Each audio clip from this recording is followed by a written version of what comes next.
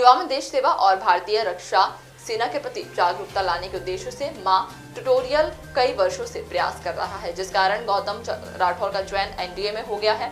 बता दें कि गौतम ने बताया है कि उसने एनडीए की लिखित परीक्षा भोपाल में दी थी। लिखित परीक्षा पास करने के बाद उसने 3 AFSB गांधीनगर में दिया और अब वह एनडीए 147 के लिए रिकमेंडेड हुए हैं। वहीं मां ट्यूटोरियल के डायरेक्टर पंकज भट्ट ने बताया कि 21 साल पहले जब मां ट्यूटोरियल स्टार्ट किया गया था तब युवाओं में रक्षा सेनानियों के प्रति जागरूकता कम थी और जब एनडीए में चयनित छात्रों की सूची आई थी तो उसमें मध्य प्रदेश का स्थान काफी पीछे हुआ करता था, लेकिन आज मध्य प्रदेश के सैनिक लगातार छात्रा अधिकारी बन रहे हैं।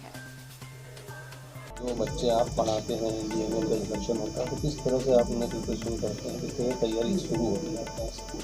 देखिए साहब, एनडीए की प्रिपरेशन जो है वो 2 चरणों में होती है। उसमें 2 चीज़ें समझने की ज़रूरत है। पहले लिखित परीक्षा होगी जो यूपीएससी कंडक्ट करती है, यूनियन पब्लिक सर्विस कमीशन, आप सभी जानते हैं उसका अपना एक स्तर होता है और लगभग 9 से 10 विषय होते हैं एनडीए की प्रिपरेशन के दौरान तैयारी कराने के लिए।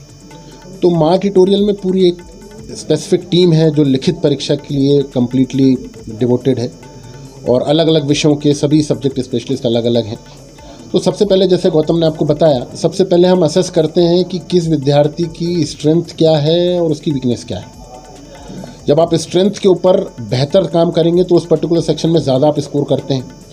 तो हम कोशिश करते हैं कि स्ट्रेंथ एरिया में प्रैक्टिस सेशंस ज़्यादा करवाएं, बच्चों को उसकी तैयारी ज़्यादा करवाएं प्रैक्टिस की। जो वीकर एरिया होता है उस वीकर एरिया में बच्चों को थ्योरी सेशंस ज़्यादा एलॉबरेटेड फॉर्म में लगते हैं, मतलब ज़्यादा गहराई से उसको पढ़ाने की ज़रूरत पड़ती है, इंटरेस्टिंग तरीके से पढ़ाने की ज़रूरत पड़ती है। जैसे मुझे याद है गौतम को हिस्ट्री के साथ बहुत संघर्ष करना पड़ रहा था और अल्टीमेटली आखिरी तक वो उस चीज़ को लेके काफ़ी परेशान रह रहा था कि मैं हिस्ट्री कैसे कवर करूं। मुझे इंटरेस्ट नहीं आता, बचपन से वो एकेडमिक्स में हिस्ट्री में ध्यान नहीं दिया, सोशल साइंस पे ध्यान नहीं दिया। जब आप उसको इंटरेस्टिंग तरीके से पढ़ाते हैं तो मुझे याद आता है कि यही गौतम हिस्ट्री को लेके बहुत बढ़िया तरीके से इसका परफॉर्मेंस आना स्टार्ट हो गया था। तो वीकर एरियाज़ पे आपको इंटरेस्टिंग तरीके से कराना पड़ेगा, थोड़ा रेनोवेटिव तरीके से कराना पड़ेगा और प्रैक्टिस रेगुलर अगर आप देते रहेंगे, डाउट क्लियरिंग सेशन रेगुलर देते रहेंगे, असेसमेंट करते रहेंगे तो रिटन एग्जामिनेशन बच्चा बिल्कुल क्लियर करता है। जो दूसरा सेक्शन आता है जो बहुत महत्वपूर्ण है, जिसके लिए we people are very lucky कि मां ट्यूटोरियल में कर्नल एन के माथुर साहब जो हैं वो ट्रेनिंग डिपार्टमेंट के हेड हैं। एसएसबी की जो 5 दिन की टेस्ट की प्रक्रिया होती